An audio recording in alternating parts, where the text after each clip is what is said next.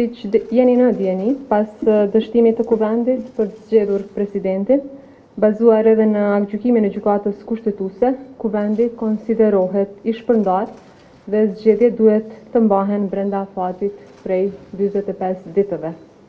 Në linjë me përgjegjësitë kushtetuese, dje kam pritur në takim kryesuesin e Komisionit Qendror të Zgjedhjeve, zotin Kreshnik Radoniqi, me të cilin kemi diskutuar për aspektet organizative të procesit zgjedhor.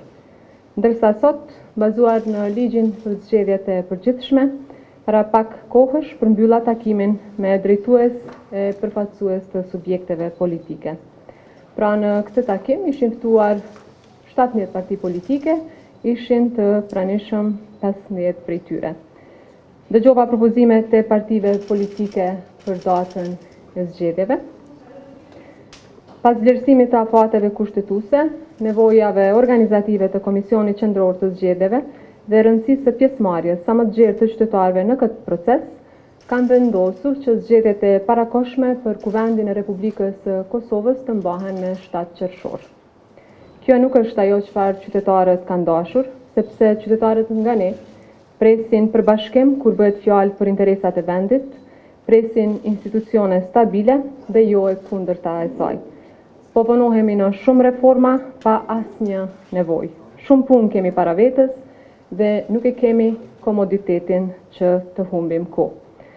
Për muaj me radhë janë bërë përpjekje që vendi të ketë institucione funksionale dhe që proceset kushtetuese të përmbyllen brenda kuvendit.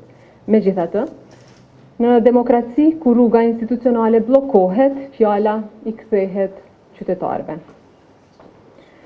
Tani, përgjegjësia është e gjithëve, e institucioneve që të organizojnë një proces të rregullt dhe transparent, por edhe të besueshëm, e subjekteve politike që të garojnë me përgjegjësi dhe me respekt për qytetarët e Republikës së Kosovës dhe qytetarëve që me votën e tyre të lirë ta përcaktojnë drejtimin e ardhshëm të vendit. Kosova ka dëshmuar se di të organizojë procese zgjedhore të lira, demokratike dhe të besueshme. Këtë e konfirmojnë edhe vëzhguesit ndërkombëtar. Para pak ditësh kam pranuar raportet e vëzhguesve ndërkombëtar. Prandaj edhe gjatë këtyre ditëve do takohem me institucionet përgjegjëse që të kërkojmë sërish që të jenë vëzhguesit apo misioni i vëzhguesve ndërkombëtar për të vëzhguar zgjedhjet e 7 qershorit. Prandaj prej këtu, stafit të Komisionit Qendror të Zgjedhjeve i uroj punë të mbarë e vullnet të hekurt për të mbrojtur vullnetin e qytetarëve, sikurse jam e bindur se edhe kësaj radhe qytetarët do ta thonë fjalën e tyre, me dinjitet, me qetësi dhe me pjekuri demokratike. Subjekteve politike uroj sukses në fushat, ndërsa qytetarëve ushtrim të lirë dhe pa presion të drejtës së votës. Uroj që të kemi një fushat korrekte, të përgjegjshme dhe në përputhje me standardet demokratike, siç ka dëshmuar Kosova edhe në proceset e kaluara zgjedhore.